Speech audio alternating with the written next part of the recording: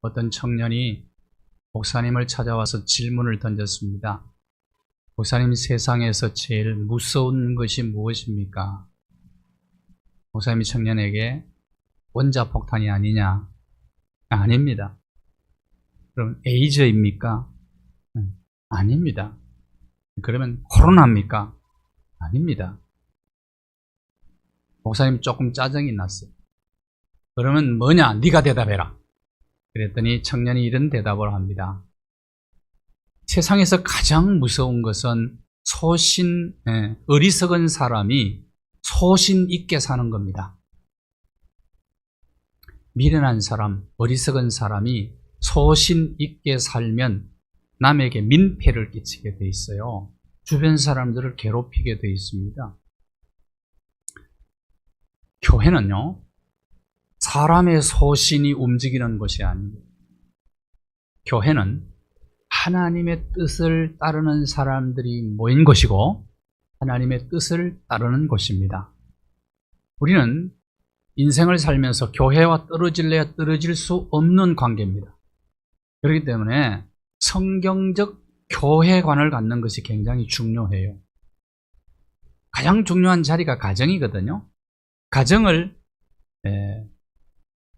그리스도의 복음을 증거하는 첫 번째 땅끝으로 삼아야 되고, 그 다음에 두 번째 중요한 것이 교회니까 교회가 그리스도의 복음을 증거하는 두 번째 땅끝이 되어야 됩니다. 그러기 위해서는 성경적 교회관을 갖는 것이 중요하다, 그 말입니다.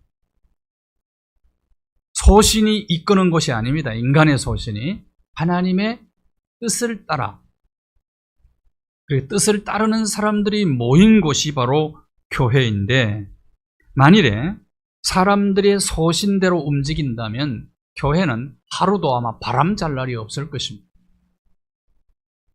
하나님의 뜻을 따라 움직이는 교회, 그러면 하나님이 원하는 교회는 어떤 교회냐? 하나님의 뜻을 따르는 교회는 어떤 교회냐? 지지난주에 말씀을 드린 대로 포도나무 비유에서 윗가지를 떠받쳐 섬기는 곳이 되어야 된다. 군림하는 곳이 아니라 밑가지가 오래 믿은 사람들이, 믿음 강한 사람들이, 믿음 약한 사람들을 잘 섬기는 곳입니다. 그래서 잘 자라도록 만드는 곳, 그런 곳이 교회다. 이것이 하나님의 뜻이 이끌어가는 교회다 하는 것. 오늘은 두 가지를 말씀을 드릴 거예요. 두 가지. 우리가 두 번째 땅끝인 교회 안에서 그리스도의 증인으로서의 사명을 제대로 감당하려면 사람들의 어부가 되어야 돼요. 사람들의 어부. 마태복음 4장 19절에 보시면 예수님께서 제자들에게 주신 말씀이죠. 제자들을 부르실 때 주신 말씀입니다. 우리 한번 같이 읽어볼까요? 같이 읽습니다. 시작. 말씀하시되 나를 따라오라. 내가 너희를 사람을 낚는 어부가 되게 하리라. 사람을 낚는 어부가 되게 하리라. 헬라어 원전 성경을 보았더니 사람들의 어부가 되도록 만들어주겠다, 그런 얘기예요. 사람들의 어부가 되도록 만들어주겠다. 번역을 그렇게 했으면 더 좋을 뻔했어요. 사람들의 어부가 되도록 내가 너희를 그렇게 만들어줄게. 무슨 뜻입니까?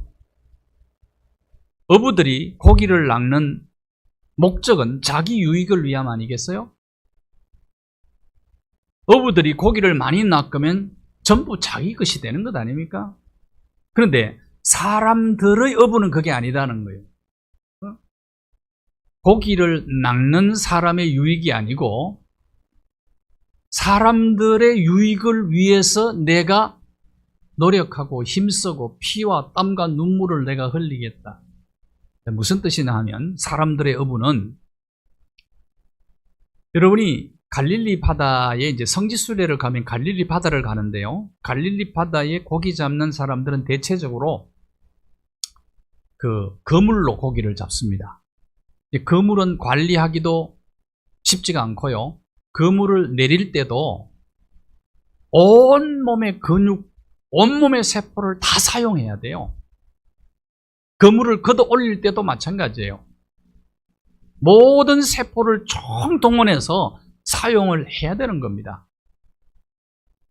이 말은 사람들의 어부가 되어야 된다는 말은 다른 사람의 유익을 위해서 나의 모든 세포와 나의 모든 근육까지도 다 사용해서 그들을 섬기는 사람, 이게 사람들의 어부라. 제자들을 부를 때 내가 너희들을 그런 사람들을 만들어주겠다고 말씀하신 거죠. 자, 어떤 교회가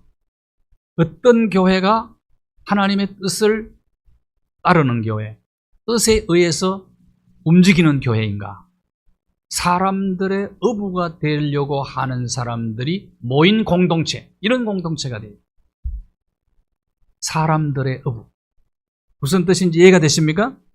사람들의 어부가 되어야 된다. 사람들의. 물고기 잡는 어부는 전부 자기 유익만을 위해서 물고기 잡는데 사람들의 어부는 그게 아니라는 거예요. 다른 사람들의 유익을 위해서 내 세포와 모든 근육과 하나님이 주신 모든 자원들을 총동원해서 그들을 섬기는 데 사용하는 사람이라는 거예요.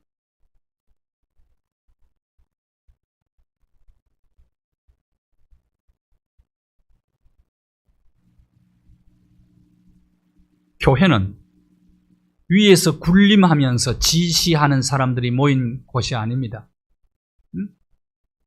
그리스도 이름으로 모인 한 사람 한 사람이 주님의 심장이 되고 주님의 팔이 되고 주님의 발이 되어서 이웃을 섬기는 곳이 바로 교회예요.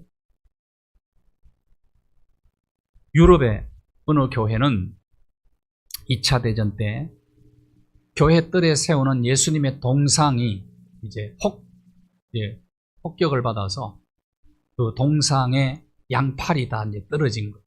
근데 그게 묻혀버렸습니다. 교회가 파괴되면서. 근데 교회를 복구하는 과정 속 전쟁이 끝나고 복구하는 중에 그 동상을 교인들이 발견을 하게 되죠. 이게 보니까 예수님 동상 팔이 양쪽에 다 떨어져 나가버렸어요.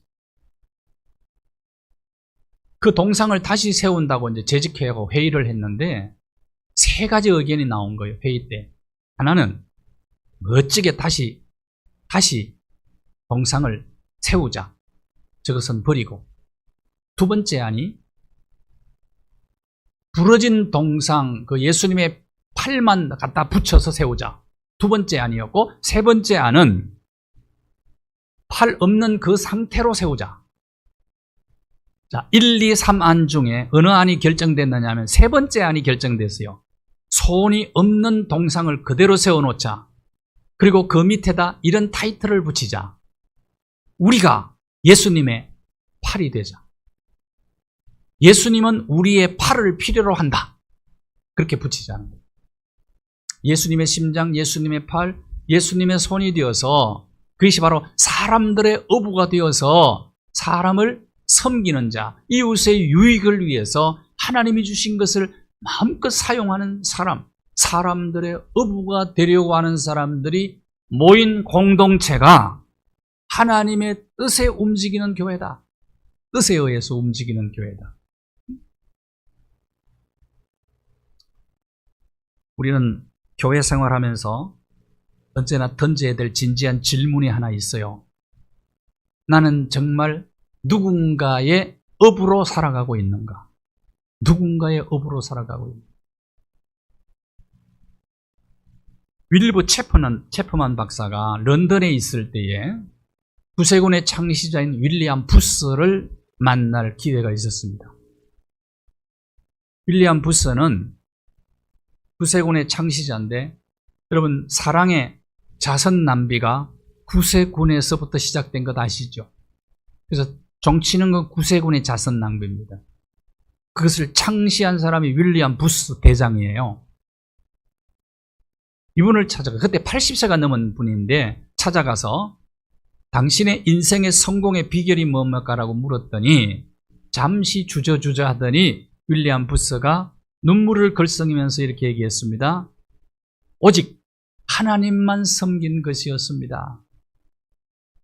윌리엄 부스는 자신의 모든 세포와 근육을 총동원해서 하나님을 섬기며 사람들의 어부의 역할을 나이가 많아 80이 넘었는데 여전히 담당하면서 열정적으로 복음을 전한 사람입니다.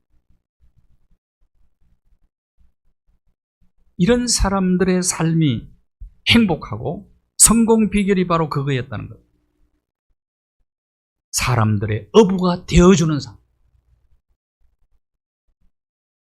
이런 곳이 교회라는 거예요. 교회. 이것이 성경적 교회예요. 성경적 교회.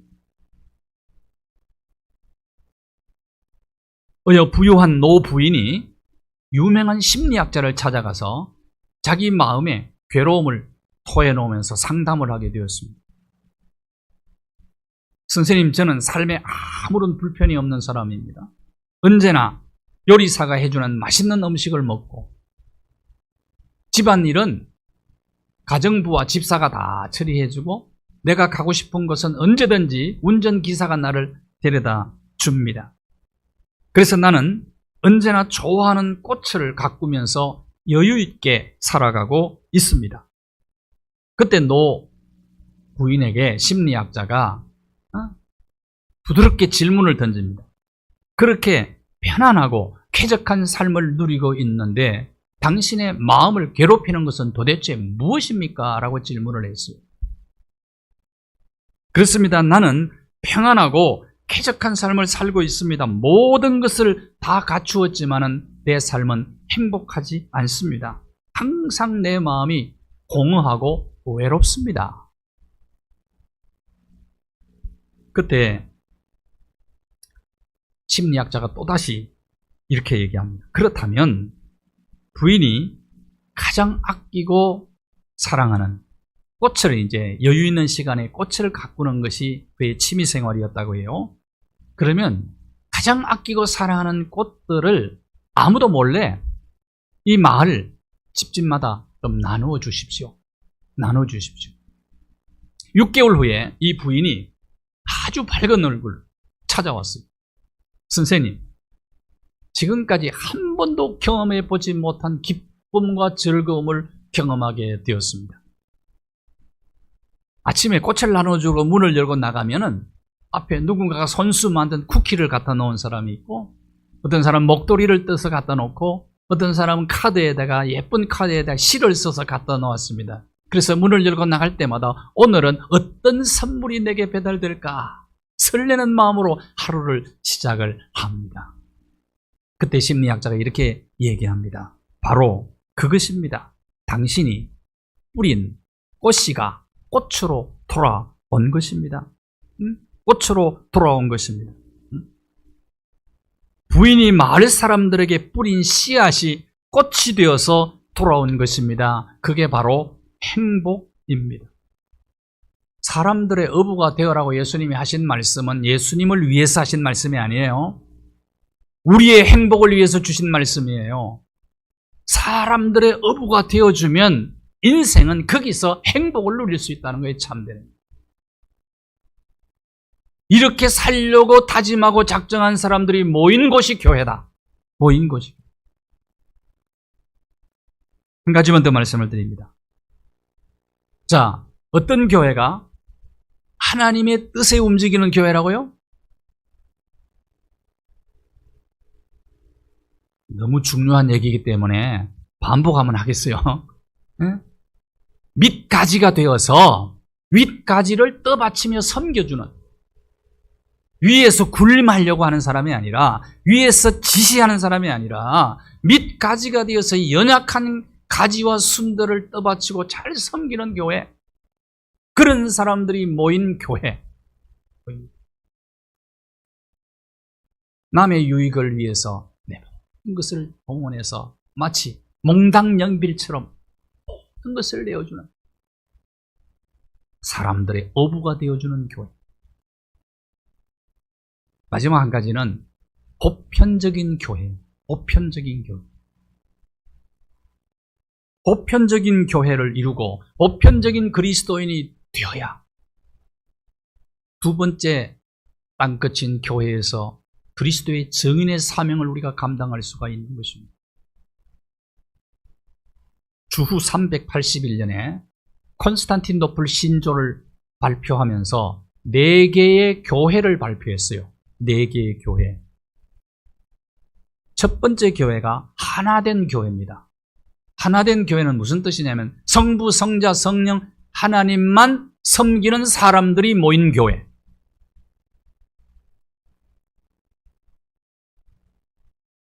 그것이 하나된 교회, 하나된 교회.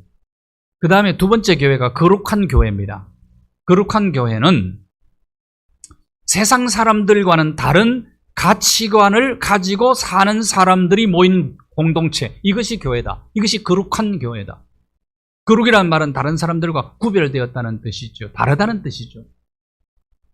세상 사람들이 가지고 있는 가치관, 세상 사람들의 인생관과는 전혀 다른 성경적 가치관과 인생관으로 무장한 사람들이 모인 교회. 이것이 거룩한 교회다.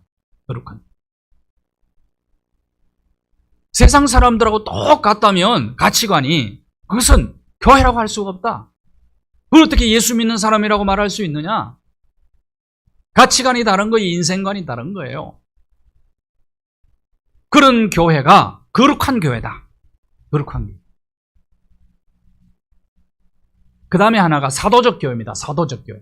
사도적 교회란 말은 복음 위에 세워진 교회란 말입니다. 복음 위에. 무슨 말입니까? 복음이 뭡니까? 복음, 십자가, 창조신앙, 십자가신앙, 부활신앙, 재림신앙 위에 세워진 교회. 그렇게 고백하는 사람들이 모인 공동체. 이것이 사도적 교회다. 그 다음에 이제 네 번째가 보편적 교회였어요. 보편적 교회. 무슨 말이냐면 빈부, 기천, 남녀노소 아무 상관없이 모두가 어깨를 나란히 하고 한데 어우러져서 그리스도의 사랑 안에서 하나가 된 교회. 그런 교회가 보편적 교회다. 그 말이에요. 오늘은 보편적 교회를 말씀할 거예요. 보편적 교회가 언제부터 시작되었을까? 구약시대부터 보편적 교회였어요. 성경이 말하는 교회는 보편적 교회였다. 자, 보십시오. 출애굽기 12장 37절과 38절을 보시면 이스라엘 백성들이 출애굽할 때 어떤 사람들도 같이 따라 나왔다고요? 한글인데 모르십니까? 38절에 어떤 사람이 같이 따라 나왔어요? 수많은 잡족들이 같이 나왔다. 대체로 우리는 어떤 생각을 가지고 출애굽 역사를 기억하고 있습니까? 어떤 사람들이 출애굽했다고요? 이스라엘 민족만, 선민만 출애굽했다고 생각하는데 아닙니다. 아니에요. 수많은 잡족들도 같이 나온 사람들이 있어요. 출애굽한 인원이 장정만 60만 명에 그랬는데 약 한 240만에서 300만으로 봅니다. 그런데 그 무리들 중에 수많은 잡족들도 섞여서 나왔다. 어떻게 가능했을까요, 이게? 10번째 재앙이 어린 양의 피를 문설주와 임방에 바르여 그 집은 죽음의 사자가 건너뛰어서 다 살았지요. 그러면 그 집 안에 수많은 잡족들도 있었다 그 말이에요. 그들도 같이 나온 거예요. 같이. 이게 교회라는 겁니다. 교회. 특별한 사람들만 모인 것이 아니에요. 우리 교단에 대전에 있는 대덕 단지 안에 있는 교회가 있어요.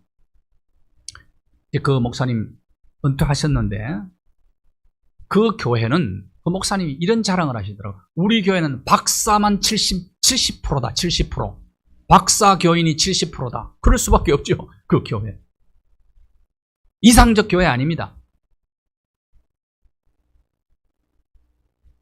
학교도 못 가본 사람들이 같이 어울리는 곳이 그런 교회가 보편적 교회예요.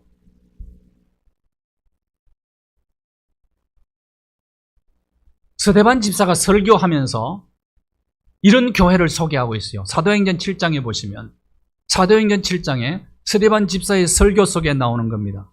광야교회라고 소개를 해요. 광야교회는 어떤 겁니까? 이스라엘 백성들하고 함께 섞여서 나온 수많은 잡족들이 모인 교회예요. 이게 보편적 교회의 모습이란 말입니다. 응? 예수님의 12제자를 여러분 한번 보실래요? 아주 다양합니다. 기질도 다양하고요.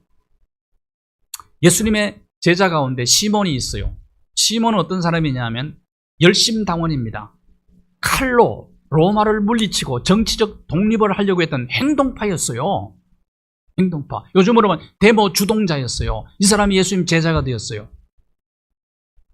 그런데 예수님 제자 가운데 마태가 있었거든요. 마태는 세리였어요. 어떤 사람입니까? 로마에 1만 달란트만 받아가지고 로마에 갖다 바치고 많이 거두면 세금을 거둘수록 자기 주머니 더 두둑해지는 거예요. 그러니까 시몬이 볼 때는 마태는 매국노예요. 제거해야 될 공적 1호예요. 이 두 사람은 함께 할 수 없는 사람입니다. 그런데 예수님의 제자가 되어서 함께 하나님의 나라를 확장시키는데 협력을 했던 사람들이 아닙니다. 보편적 교회. 기질도 다양합니다. 예수님은 특정 계층만을 위해서 이 세상에 오신 분이 아니라니까요. 천하 만민을 구원하기 위해서 예수님은 오셨습니다. 구약시대부터 교회는 어떤 교회였다고요?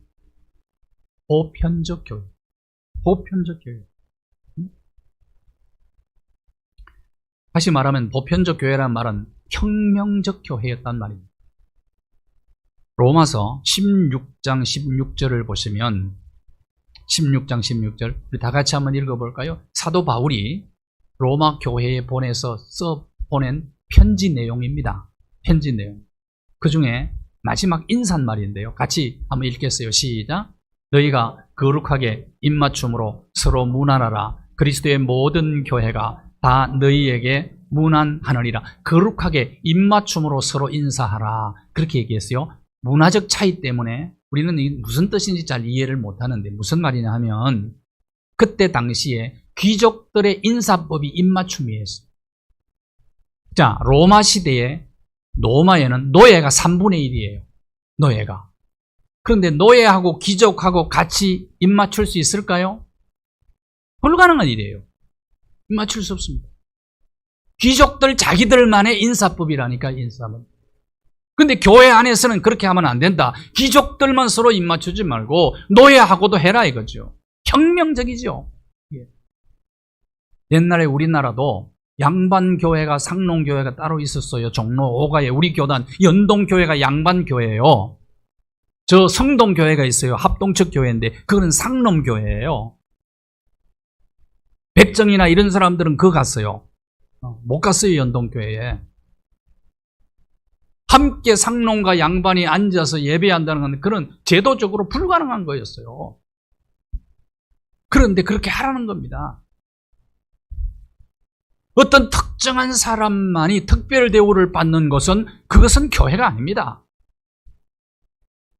제가 신학교 다닐 때 지금도 아주 남아있어요. 머릿속에. 그 곽선희 목사님이 그때 신학교 다닐 때 가르치시면서 이런 말씀을 그 주간에 교회 행사를 했는데 대통령이 화분을 보낸 거예요. 화환을 보낸 거예요. 그래서 대통령이 보낸 화환을 교회에 들여놓지 못하도록 밖에 세워놓으라고. 그 얘기를 했다고. 왜 그렇게 했느냐 이유를 얘기하더라고요. 교회는 특정인이 대우받는 것이 아니다는 거예요.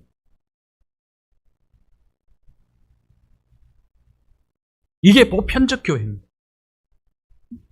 거룩하게 입맞춤으로. 제가 지지난주에 여러분에게 던진 질문이 있어요. 술이 만취가 돼서 냄새를 풍기고 횡설수설하는 사람이 예배를 드리러 와가지고 여러분 뒤에서 냄새 풍김에 앉아있는데 여러분 그에게 어떻게 대할 거냐? 쫓아내겠죠. 웬만하면. 교회 예배 방해하지 말라고. 그에게 다가가가지고 무슨 사연이 있길래 이 모습으로 교회에 오셨습니까? 당신의 고민이 뭡니까? 함께 기도해드릴게요.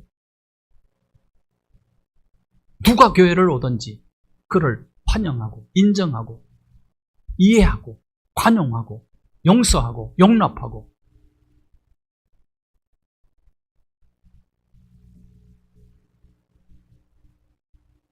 여러분이 그런 자에게 찾아가가지고 거룩한 입맞춤을 할 수 있겠습니까?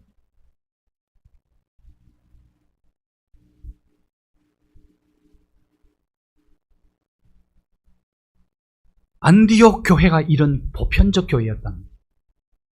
안디옥은 어떤 곳입니까? 로마 시대의 3대 도시 중에 하나였어요. 근데 모 교회는 예루살렘 교회거든요. 영적으로는 모 교회가 예루살렘입니다. 그런데 변방인 안디옥 교회가 가장 귀하게 쓰임받아요. 세계 역사를 바꾸는 일을 했어요. 안디옥 교회에서 파송한 선교사들이 유럽에 가가지고 복음을 전함으로 세계 역사가 바뀐 거예요. 그 교회를 하나님 왜 쓰셨을까요? 그 성도들을 왜 사용하셨을까요?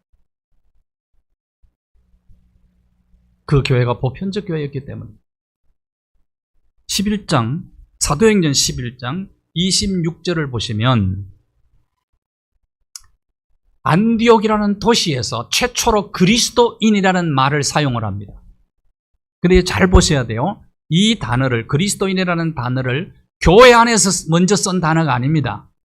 안디옥 도시의 사람들이 안디옥 교회 교인들을 보고 붙여준 이름이에요. 뭐라고요?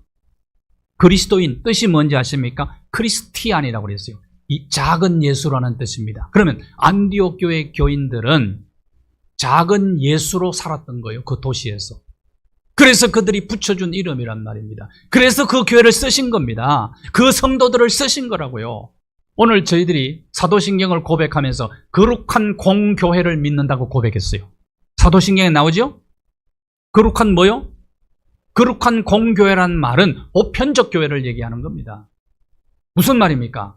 우리 교회를 그런 교회를 만들겠다는 고백이고 내가 그런 보편적 그리스도인이 되겠다는 고백입니다. 이 말은 내가 작은 예수가 되겠다는 거예요. 작은 예수. 그 고백이 그 속에 들어있는 거예요. 그럴 때 안디옥 전체를 뒤집어 놓은 겁니다. 안디옥 도시 전체를, 로마 시대의 3대 도시 중에 하나인 안디옥을 뒤집어 놓은 거예요. 그 교회가. 그래서 그 교회를 하나님이 쓰신 거라고요. 그러면 그 교회의 어떤 모습이 주님이 기뻐하시는 보편적인 교회의 모습이었을까? 오늘 본문은 이렇게 소개하고 있습니다. 본문을 보십시오. 13장 1절 보시면 안디옥 교회 지도자들을 소개했어요. 지도자들. 지도자 중에 누가 있었다고요? 제일 먼저 바나바. 바나바가 어떤 사람입니까? 고향은 구브로. 사도행전 4장 36절에서 37절 말씀을 보시면 그는 바나바, 그는 어떤 사람이라고요? 본명은 요셉이고 바나바를 사도들이 이름을 바꾸어 줍니다. 위로의 아들이라고. 사도들이, 교인들이 밭을 팔아서, 재산을 팔아서 사도들의 발 앞에 주어서 필요로 하는 사람, 가난한 사람들을 나누어 주라고 하는 종잣돈 속에 바나바의 돈이 포함되어 있어요. 바나바가 밭을 팔아서 사도들에게 갖다 바쳤거든요. 그러니까 그는 부자였죠. 그는 레위족이었습니다. 요즘으로 하면 성골 집안, 성골 집안. 가문이 아주 좋은 가문이에요. 돈도 많았죠. 가문도 좋지요. 집안 좋지요. 이런 사람이 안디옥 교회 담임 목사예요. 그 다음에 또 어떤 사람이 있었다고 하면 1절 다시 보실까요? 바나바와 어떤 사람이 있었다고요? 니게러라고 하는 시몬. 니게러. 많이 들어보시죠. 영어로는 니그로. 흑인 시몬이 있었다. 미국 가가지고는 니그로라는 단어를 댈 수 있으면 안 쓰셔야 됩니다. 잘못하면 화를 당할 수 있어요.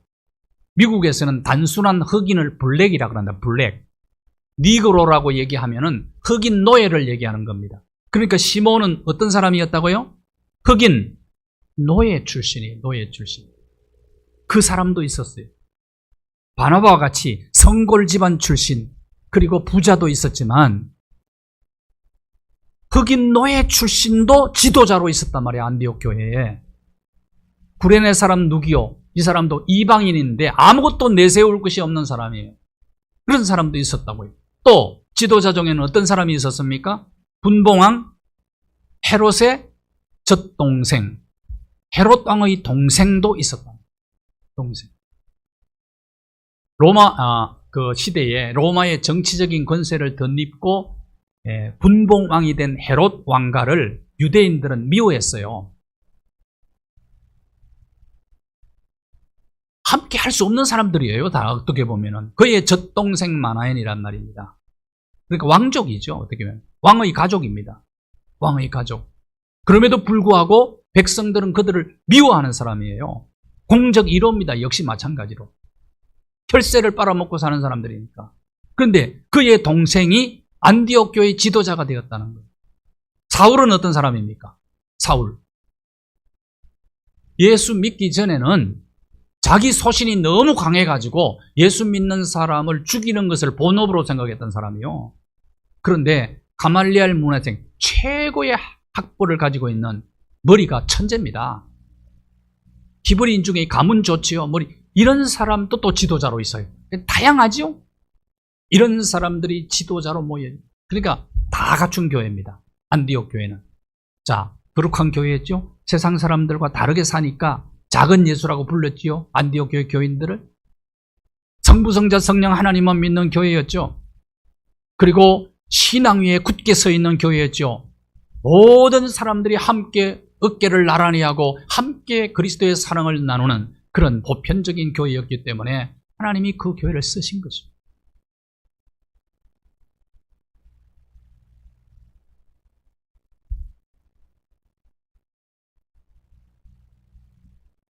도무지 함께 할 수 없는 사람들이 함께 모여 있어요, 지금. 그들이 지도자가 되어서 그들이 함께 한 목소리를 냅니다. 이런 교회였기 때문에 담임 목사가 두 사람이었다니까, 그게. 다소에 초야에 묻혀 지내는 사도 바울을 바나바 담임 목사가 헌거리 찾아가가지고 같이 목회하자고 모시고 와가지고 담임 목사를 두 사람이 했어요. 보편적인 교회가 아니면 불가능합니다. 한국 교회 아직도 담임 목사가 두 사람인 사람 한 교대도 없어요. 어려운 거예요, 그 어려운 게. 그러나 이런 교회였기 때문에 가능하다는 거예요. 이런. 그런데 담임 목사 두 사람을 한꺼번에 선교사로 또 보내버려. 선교사. 하나님이 이런 교회를 안 쓰시겠어요? 그 담임 목사로 나갔던 사람이 유럽으로 가지고 복음 전하고 1, 2, 3차 복음 전하다가 마지막에 로마 감옥에서, 메마딘 감옥에서 순교하고 그가 쓴 편지가 성경이 되어서 우리 손에 들리게 되었고, 그리고 그 반대편인 이곳에 교회가 세워진 것, 하나님의 역사지요. 안디옥 교회를 하나님이 쓰신 겁니다.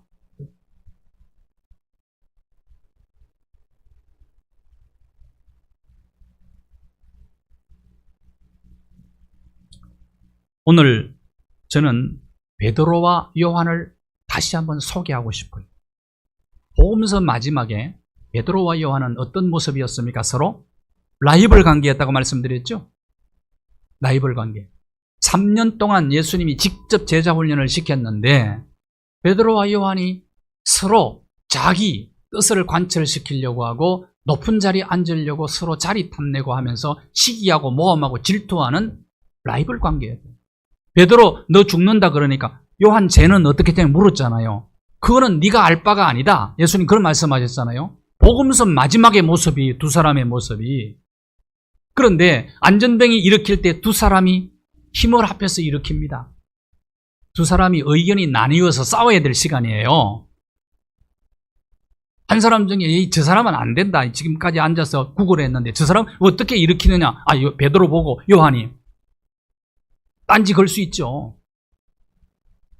복음서 마지막 모습이라면 그렇게 해야 돼요. 그런데 성령 강림 체험 이후에는 서로 하나가 돼서 환상의 콤비가 되는 거예요, 지금.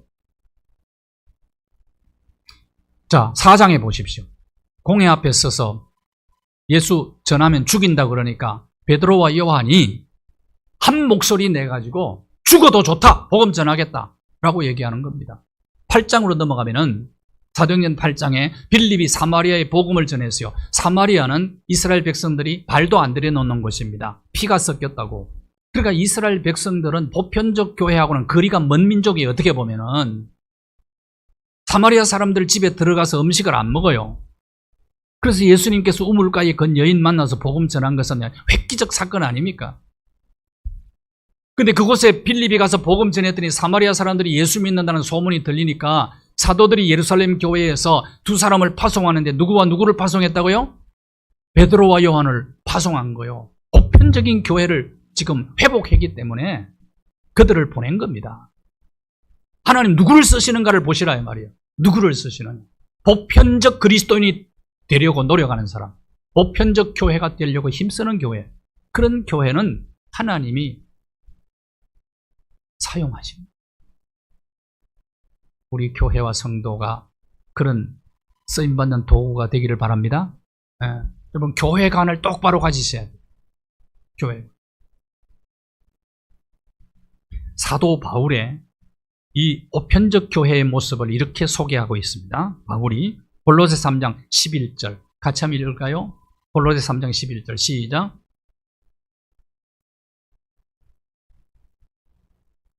야만인이나 스구디아인이나 종이나 자유인이 차별이 있을 수 없나니 오직 그리스도는 만유시요 만유 위에 계시느니라. 우리는 다 밑가지가 되어야 해요. 사람들의 어부가 돼요. 보편적 교회와 보편적 그리스도인이 되셔야 돼요. 그럴 때 진짜 인생을 행복하게 살 수 있는 2세기에 쓰여진 디오고네토스 서신이 있습니다. 그 서신 속에 다음과 같은 구절이 들어 있습니다. 한번 보십시오. 성도들은 그때 당시입니다. 2세기의 성도들의 모습이에요. 성도들은 모든 사람을 사랑했지만 사람들로부터 핍박을 받았다. 그들은 가난했지만 많은 사람을 부유하게 만들었다. 그들은 모든 것이 부족했지만 모든 것에 풍성했다. 그들은 학대당했지만 학대하는 사람들을 축복했다. 선행을 베풀었지만 행악자로 처벌받았다. 처벌받는 가운데 새 생명을 얻고 기뻐했다. 이것이 그리스도인의 행복입니다. 이 행복을 우리 모두가 함께 누리게 되기를 바랍니다. 감사합니다. 두 번째 땅끝인 교회 안에서 어떻게 하면 우리가 그리스도의 정인으로 봉사하며 섬길 것인가? 귀한 말씀을 우리에게 좌표로 던져주셔서 감사합니다. 우리 모두 밑가지가 되어서 연약한 가지들을 잘 섬기며 사람들의 어부가 되어서 하나님이 주신 모든 것 동원하여 이웃을 사랑하며 섬기며 보편적 교회를 이루어 안디옥 교회의 성도들처럼 하나님의 장중에 붙들려 귀하게 쓰임받는 도구들이 되게 하여 주시고 이와 같은 삶을 삶으로 인생 여정길에서 참된 행복을 누리며 살아가는 복된 성도들 되게 하여 주옵소서. 예수 그리스도의 이름으로 기도하옵나이다. 아멘.